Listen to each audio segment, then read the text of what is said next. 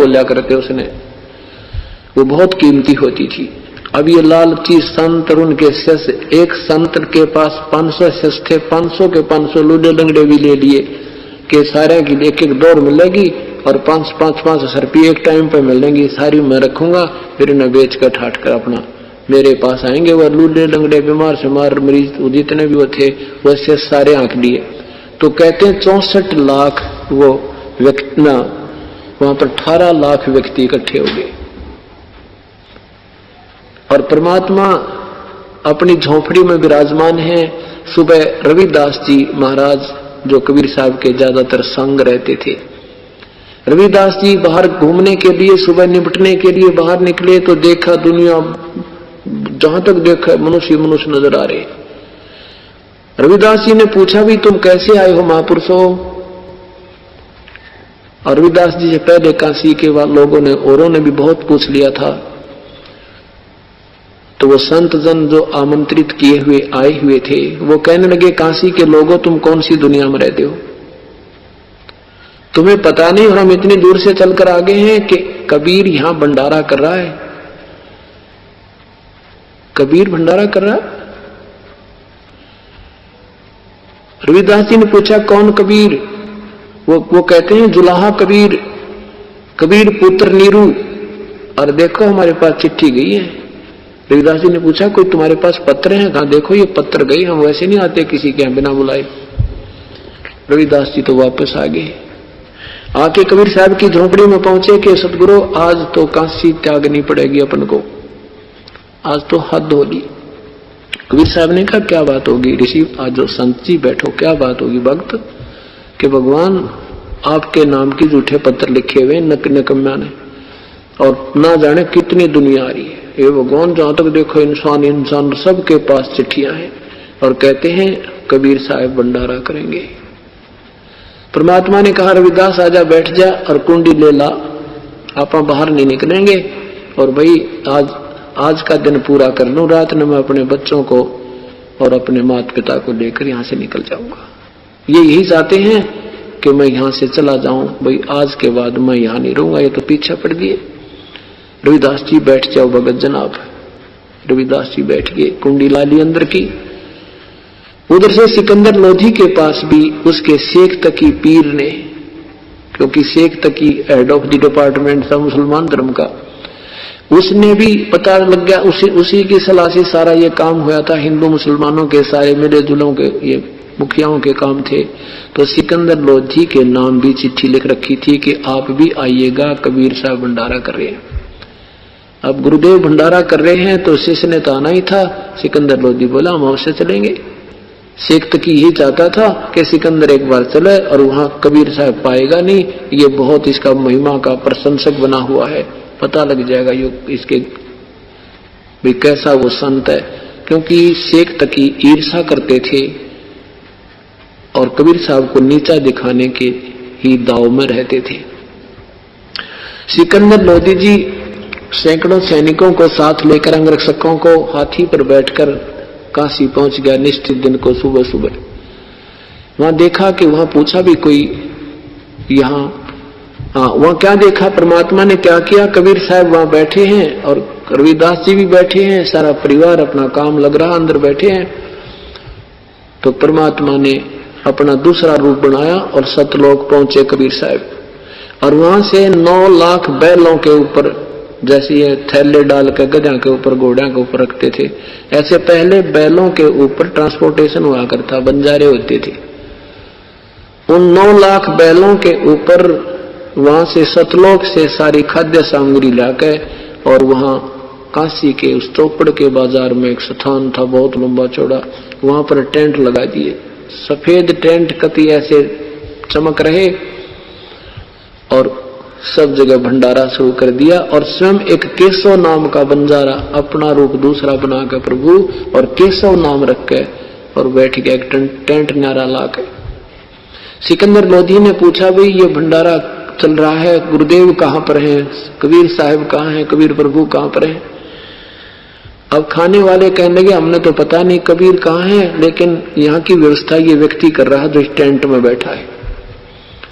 अब सिकंदर लोधी उस केशव के पास पहुंचे, प्रभु के दूसरे रूप के पास। सिकंदर जी ने पूछा कि आप कौन हो, भगवान क्यों नहीं आए यहाँ पर, कहाँ है वो, कबीर साहब कहाँ पर है? तो केशव रूप में केशव बंजारे ने कहा कि मैं, सिकंदर लोधी ने पूछा कि आपका क्या नाता है प्रभु से? सिकंदर उसने से केशव ने कहा, केशव रूप में जो बंजारा बनकर आए थे, कि कबीर साहब मेरे पगड़ी बदली आ रहे हैं और मेरे पास एक पत्र गया था, उनका संदेशा पहुंचा था कि एक छोटा सा भंडारा है, कुछ सामान लेते आइएगा। मैं अपने दोस्त के इस भंडारे में सामान लेकर आया हूं और ये सब व्यवस्था मैं ही कर रहा हूं, उन्हीं के आदेश पर। अब लोग सुन रहे थे, राजा के साथ तो सैकड़ों और भी इकट्ठे हो गए। राजा आ गया, भाई क्या बात होगी इनकी, और शेख तकी और वो दूसरे भी वहां के जो दुखी थे भगवान थे वह भी खड़े थे, गुरु और पीर दोनों। जब केशव ने ये कहा कि छोटा सा भंडारा देने के लिए कुछ सामान की आदेश हुए थे, मैं लेकर आ गया हूं, अब उनके दशर चक्कर काटने लग गया कि इतने बड़े भंडार जहां 18 लाख आदमी एक समय खाना खा और उसको छोटा सा भंडारा कह रहे हैं, वो तो खिसक पर शेख तकी अनाड़ी था। सिकंदर लोधी ने कहा कि भगवान नहीं आए यहाँ पर। केशव ने कहा कि उनका दास बैठा है, उनकी मौज, आएंगे तब आ जाएंगे, मौज है मालिक की, कभी आओ। तो सिकंदर लोधी ने सोचा भी साहिब के दर्शन किए बिना तो जी लागा नहीं, मन नहीं लगेगा। कहा कि मुझे उसका घर का स्थान कहाँ है, मुझे बताइएगा। एक व्यक्ति उनके साथ गया, राजा हाथी पर बैठकर कबीर साहब की झोंपड़ी पर पहुंचा। हाथी से नीचे उतरकर दरवाजा खटखटाया। सिकंदर रविदास जी कहने लगे, भगवान ये तो यहाँ भी आगे दिखे, अब यहाँ पर पहुंच चुके हैं। कबीर साहब ने कहा, रविदास दरवाजा मत खोलना, देखी जाएगी। सिकंदर लोधी ने कहा कि दरवाजा खोलो परवरदिगार, दरवाजा खोलो भगवान। मैं सिकंदर लोधी दिल्ली का बादशाह का दास बोल रहा है। बाहर से कहा, अंदर से परमात्मा ने आवाज लगाई कि राजन, आज रात में, आज दिन यहां पर रहूंगा, रात को अपने बाल बच्चों को लेकर मैं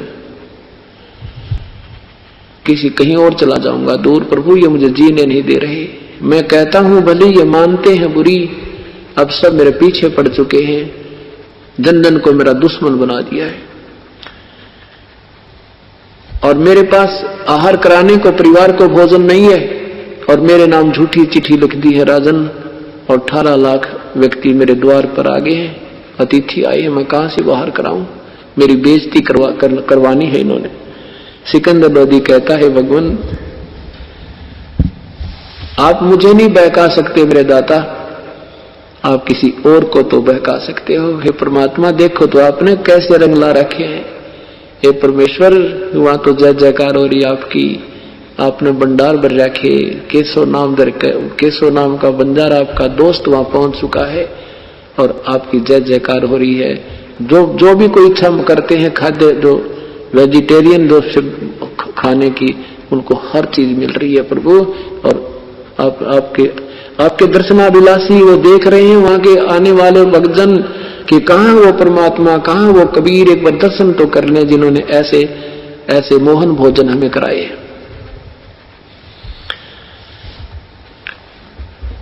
सिकंदर लोधी ने कहा कि मुझे एक बार दर्शन तो दे दो मालिक, मैं आपके दर्शन कर लूं। तब परमात्मा ने कहा, रविदास खोल दे दरवाजा।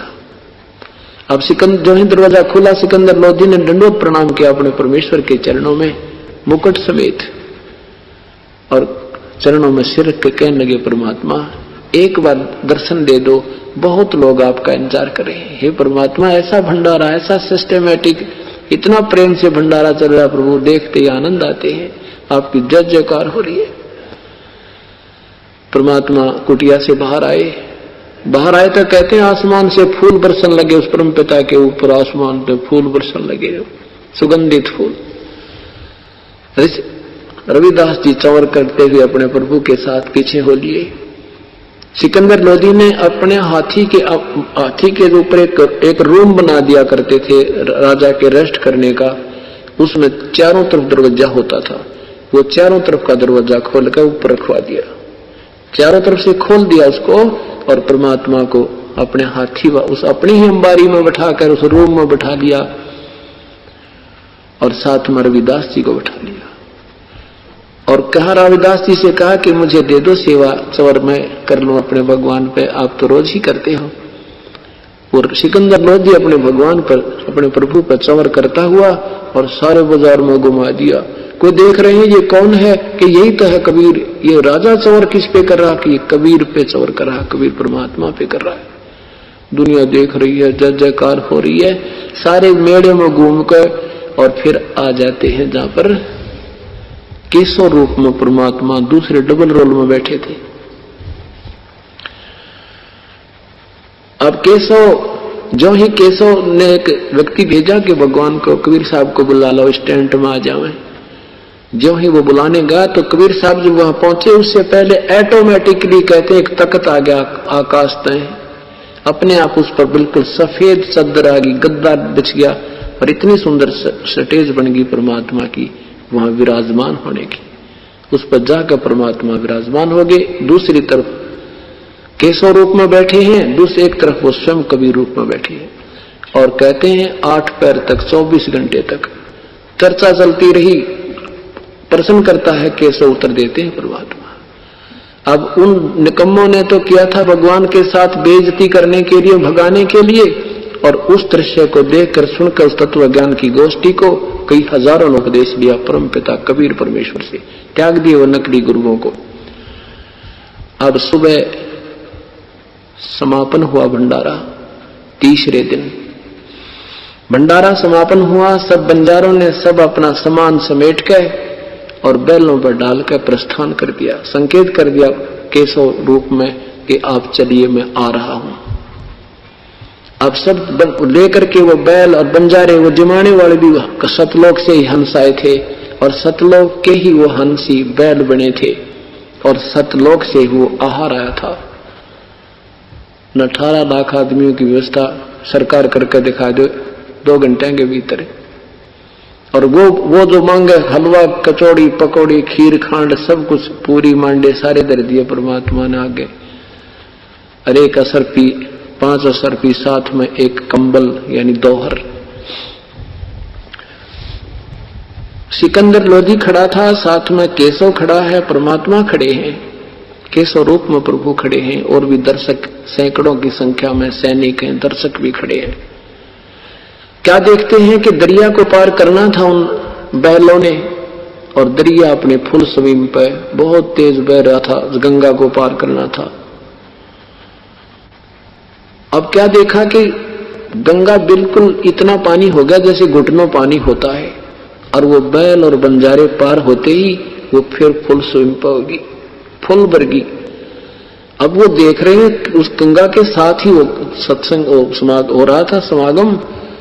तो फिर देखते हैं कमाल की बात है, एकदम गंगा इतने डाउन होगी, ये एकदम फिर फुल आ गई।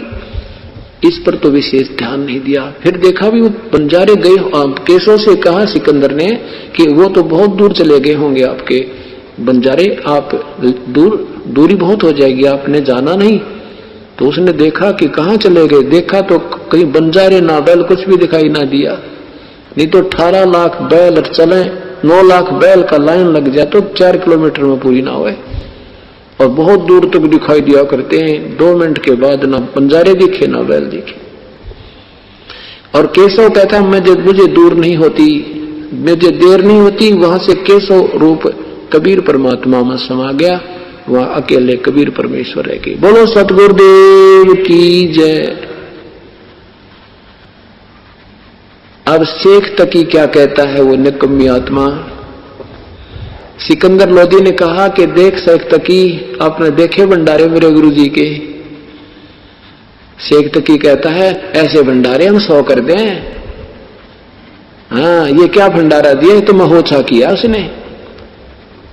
महोत्सा कहते हैं जो मजबूरी में किसी के कहने से, जैसे कोई बूढ़ा मर जाए उसका काज कूज करया करें, मजबूरी ही हो जाए, उसमें कपड़ा मंगाया करें, एक अंगोछा लाइए साढ़े पतला सा उसमें कार पार दिखे, ऐसा ऐसा सामान घटिया पटिया सा लाकर रखा करें। मजबूरी सी में जो करते हैं वो महोत्सा होता है। और जौनार यज्ञ होती है जो खुशी में की जाती है, कोई पुत्र हो जाए या कोई सब विशेष खुशी हो जाती है, उसमें यज्ञ जौनार करते हैं, खुले हाथ तक खर्चा करते हैं। तो परमात्मा आदरणीय गरीबदास साहब जी कहते हैं उस परमेश्वर की उस भंडारे को देख करके पुण्य आत्मा, बड़े लोग, महान आत्मा तो कह रही थी वह कति जौनार कर दिया, यानी जो मांगे वही दे रहे थे, ऐसा भंडारा नहीं देखा। और शेख दकी जैसे निकम्मी आत्मा ओछे, वो कहते हैं क्या किया इसने, महोत्सा सा किया है, ऐसे मैं 100 कर दूं। तो आदरणीय गरीबदास साहब कहते हैं कोई कहे जग जौनार कही है, कोई कहे जग जौनार करी, कोई कहे महोत्सा, और बड़े बड़ाई करते हैं भाई, गाड़ी का डोछा। महान आत्मा ही बड़ाई कर सकते हैं, और ईर्ष्यालु ओछी आत्माएं तो हमेशा गाली ही काटा करते हैं। जब उसने ये शब्द कहा ना कि इसे सैकड़ों कर दूं, मैं क्या जाना जाने क्या कर दूं, इसने क्या किया, महोत्सा किया है, कहते हैं उसकी जुबान बंद होगी, गूंगा हो गया। शेख तकी की जुबान नहीं उठी, उसके बाद वो कति गूंगा हो गया, बहरा हो गया, काना सुनाई नहीं दे रहा। अब परमात्मा कहते हैं ऐसा जुल्म कहां रखा, ये दगत जमी आसमान। परमेश्वर ने कुछ नहीं कहा उसको, लेकिन अपने कर्म इतने बिगाड़ दिए जिसका उसको प्रतिफल वहां मिल गया। तो यहां परमात्मा कहते हैं साईं इतना दीजिए जिसमें कुटुंब समावे, हम भी भूखे ना रहें, अतिथि न भूख हो जावे। अब परमात्मा के अतिथि 18 लाख आए थे, 18 लाख अतिथि थे, और घर में आटा नहीं था शाम का। अब वो अतिथि 18 लाख 3 दिन तक चुका दिए उस परम पिता ने। परमात्मा कहते तुम ऐसे रहनी करके देखो, मेरे ऊपर विश्वास करो और आने दो। कहते कल पे कारण कौन है, कर सेवा निकाम, सेवा में न पूजा, निष्काम मत मांगे रोज भगवान ते तू, आन दे समय मैं दूंगा तुझे। कहते कल पे कारण कौन है, कर सेवा निकाम, और मन इच्छा फल देऊंगा जो पड़े मेरे ते काम। अब वहां काम परमात्मा का रोल था,